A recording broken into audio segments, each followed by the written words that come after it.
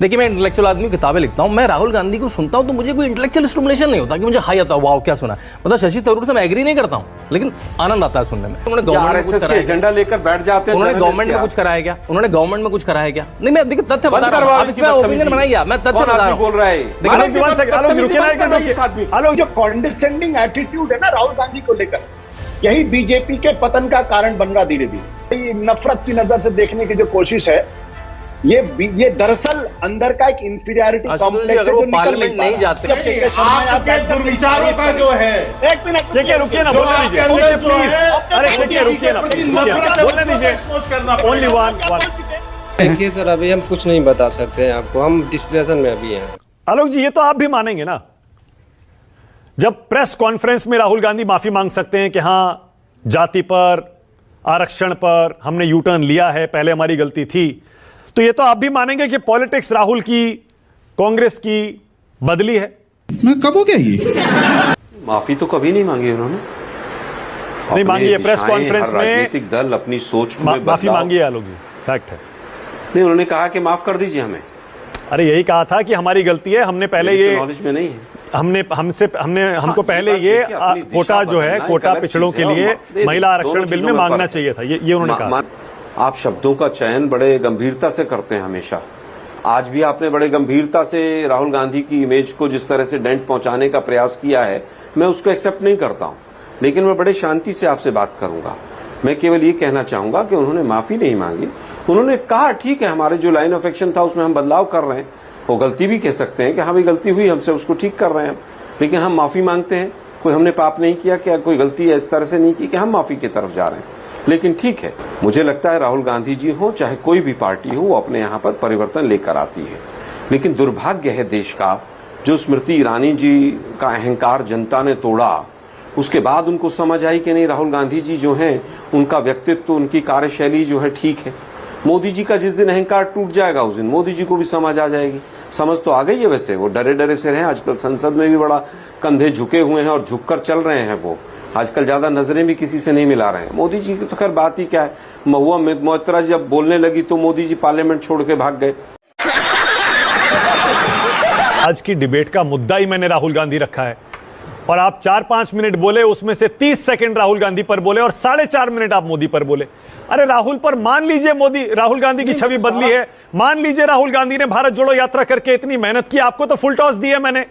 आप ये मानने को ही तैयार नहीं है कि राहुल गांधी बदले हैं, उनकी छवि बदली है, उनकी राजनीति बदली है। मानिक जी, आज भी मानिक जी मुझे दुख हुआ आपका पूरा प्रोमो देखकर ना, उसमें अभी भी आप ये दिखाना चाह रहे हैं कि बहुत खराब थी और अब बदल रही है।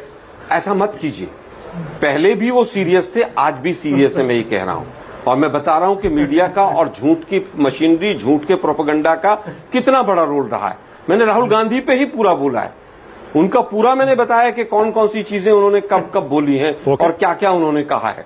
मैं फुल टॉस को और उसकी बात नहीं कर रहा हूं, मैं केवल ये कह रहा हूं कि हिंदुस्तान के मीडिया ने एक लीडर के पीछे उसकी छवि खराब करने के लिए पूरी ताकत लगाई। मोदी जी के इशारे पर तमाम अडानी अंबानी सब लग गए, चैनल खरीद डाले। जो चैनल इनके बारे में, राहुल जी के बारे में ठीक दिखाता था, मोदी जी के प्रश्न चिन्ह लगाता था, वो चैनल ईडी सीबीआई के नोटिस देकर खरीदवा दिया गया।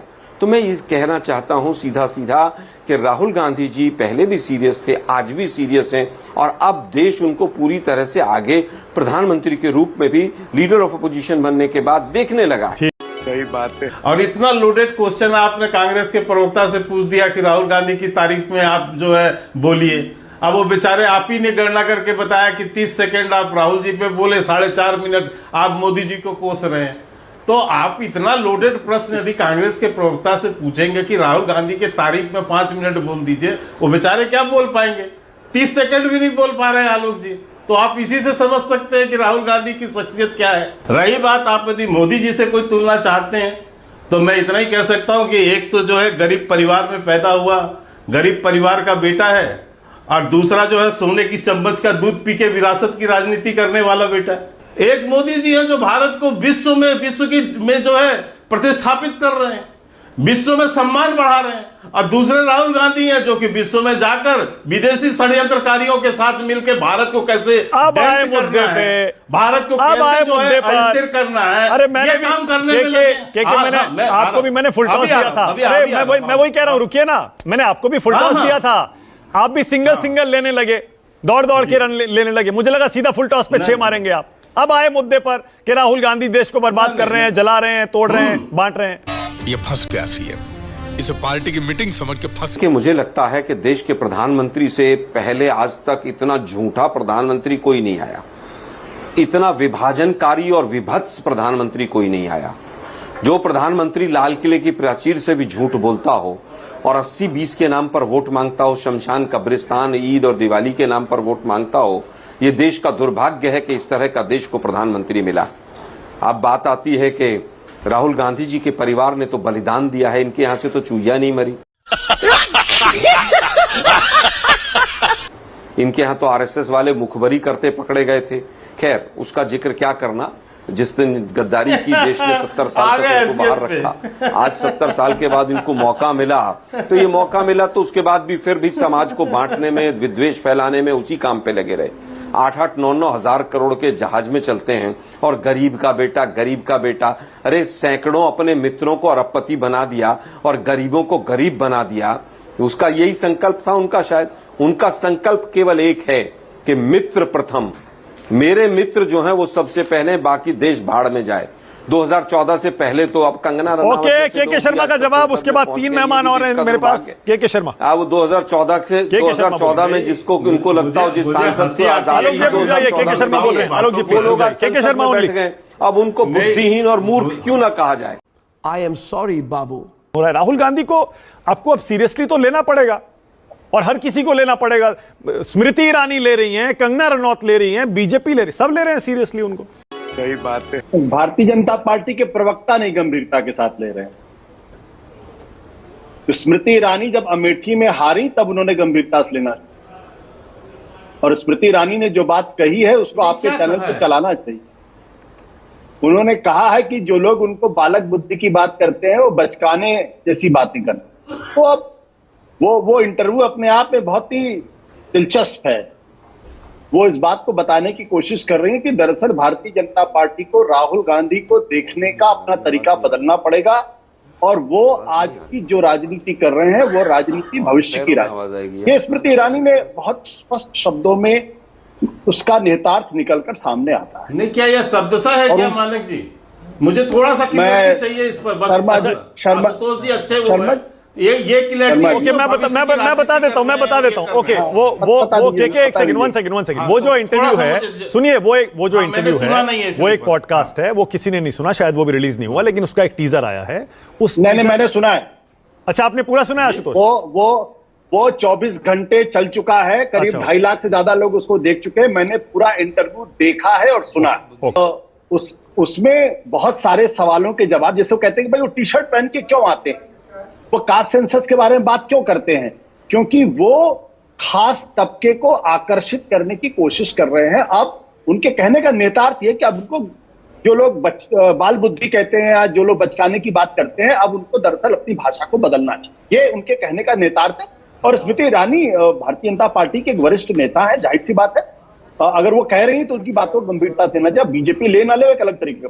ठीक है, 2 सवाल। लोगों को अपनी दृष्टि बदलनी चाहिए, जो आज से कुछ साल पहले राहुल गांधी को एक गंभीर राजनेता के तौर पर नहीं लेते थे। और ये भारत की राजनीति में पहला ऐसा उदाहरण है जब अरबों डॉलर खर्च करके किसी नेता की छवि को खराब करने की कोशिश की गई। और मैं दोबारा कह दूं, अरबों डॉलर खर्च करके किसी राजनेता की छवि को खराब करने की कोशिश की गई है। और ये उसी का नतीजा है कि आज की तारीख में राहुल गांधी एक सारी समस्याओं को तोड़ते हुए एक गंभीर नेता के तौर पर बीजेपी उनको लेने के लिए विवश है। क्योंकि उत्तर प्रदेश में जो स्थिति पैदा हुई है, महाराष्ट्र में जो स्थिति पैदा हुई है, वो भारतीय जनता पार्टी के ओवर कॉन्फिडेंस का नतीजा है। उत्तर प्रदेश के अंदर राहुल गांधी 36% के साथ नरेंद्र मोदी से ज्यादा लोकप्रिय है। महाराष्ट्र के अंदर भी राहुल गांधी उनसे ज्यादा लोकप्रिय, पंजाब में भी उनसे ज्यादा लोकप्रिय। एक सेकंड, यूपी की बात कर रहे हैं आप? यूपी में? मैं यूपी की बात कर रहा हूं। ये कौन सा सर्वे है ये यूपी का? ये CSDS का पोस्ट पोल का सर्वे है, जिसमें पूछा गया तो 32% लोगों ने कहा कि वो प्रधानमंत्री के तौर पर नरेंद्र मोदी को देखना चाहते हैं और 36% लोगों ने कहा कि वो प्रधानमंत्री के तौर पर राहुल गांधी को देखना। अभी आप गूगल करिए, आपको मिल जाएगा। और देखिए 2014 के बाद जब कांग्रेस बुरी तरह चुनाव हारी माना, तो उनकी जो अंदर की कमेटी बनी उसने कहा कि हमें एंटी हिंदू देखना बंद होना पड़ेगा, हमें मुस्लिम अपीजमेंट वाली पार्टी देखना बंद होना पड़ेगा। तो आपने हिंदू रन, जनेऊधारी सब देखा, आपको शांडिल्य ब्राह्मण सब देखा उन्होंने, लेकिन वो भी नहीं चला, ना स्टेट चुनाव में चला ना नेशनल इलेक्शन में चला। जब इनको पता कि राम मंदिर का उद्घाटन होने वाला है, मेजर हिंदू कंसोलिडेशन होगा, तो एक साल पहले से कास्ट सेंसस की बात करनी शुरू करी। कास्ट सेंसस का तीर उन्होंने नीतीश कुमार के कंधे पर रख के छोड़ा, लेकिन वो तीर भी कहीं लगा नहीं जाके, क्योंकि उसके बाद राजस्थान, मध्य प्रदेश, छत्तीसगढ़ आप हार गए। तो लेकिन उनके पास और कुछ बचा ही नहीं भाई, अब मेरे पास तीर ही दो थे, या तो मैं मुस्लिम अपीजमेंट कर लूं, या मैं हिंदू अपीजमेंट कर लूं, या मैं हिंदू कंसोलिडेशन करने सॉफ्ट हिंदुत्व खेलूं, या मैं कास्ट का कार्ड करूं। तो लगा इन सब में बेस्ट मेरे पास कास्ट ही कार्ड, जिससे इतनी सारी रीजनल पार्टी पल रही हैं तो मैं भी पल जाऊंगा, मुस्लिम पार्टी तो मैं हुई तो मुस्लिम वोट तो मैं ले लूंगा।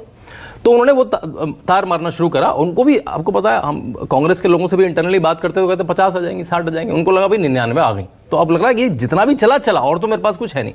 लेकिन अभी हमारी बात हुई, सबने कहा कि क्या चुनाव ही बैरोमीटर है, तभी मैं लिख रहा था कि और बैरोमीटर क्या हो सकते हैं अगर मैं किसी नेता को नापूं। देखिए मैं इंटेलेक्चुअल आदमी, किताबें लिखता हूं, मैं राहुल गांधी को सुनता हूं तो मुझे कोई इंटेलेक्चुअल स्टिमुलेशन नहीं होता कि मुझे हाई आता है, वाओ क्या सुना। मतलब शशि थरूर से मैं एग्री नहीं करता हूं, लेकिन आनंद आता है सुनने में।